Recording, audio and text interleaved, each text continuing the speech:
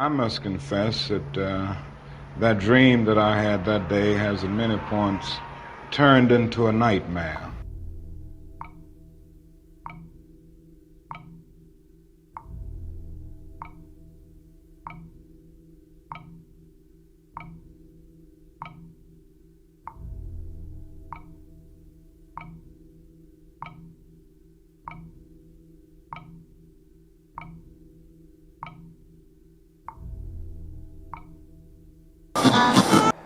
Now, the other thing that we've got to come to see now that many of us didn't see too well during the last 10 years, that is that racism not guilty is still alive in American society and much more widespread. Broke his neck after Baltimore police. A handful of protesters, a handful of criminals and thugs who... Many in moments of anger, many in moments of deep bitterness, engage in riots.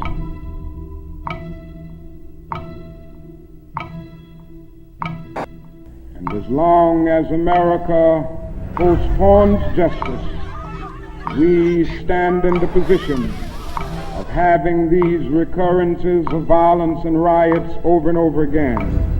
Social justice and progress are the absolute guarantors of riot prevention. Mr. Gray's death was a homicide. The Negro was freed from the bondage of physical slavery. The athletes marched onto a stage. But at the same time, the nation refused to give him land to make that freedom meaningful.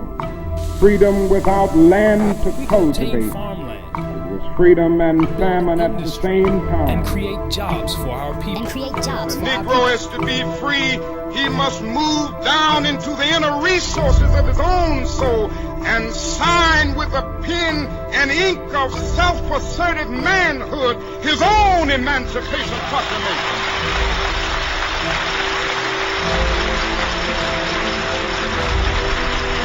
But I want to get the language right tonight. I want to get the language so right that everybody here will cry out, yes, I'm black, I'm proud of it, I'm black and beautiful.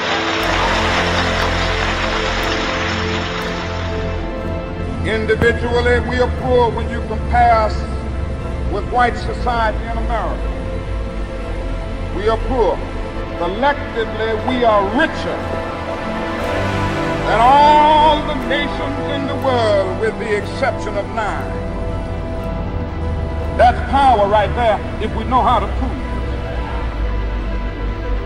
We begin the process of building a greater economic base. And at the same time, we are putting pressure where it really hurts. We don't have to argue with anybody. We just need to go around to these stores and to these massive industries in our country. Say, God sent us by here to say to you that you're not treating his children right.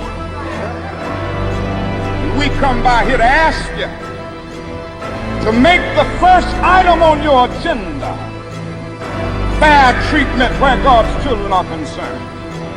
Now, if you're not prepared to do that, we do have an agenda that we must follow. And our agenda calls for withdrawing economic support from you.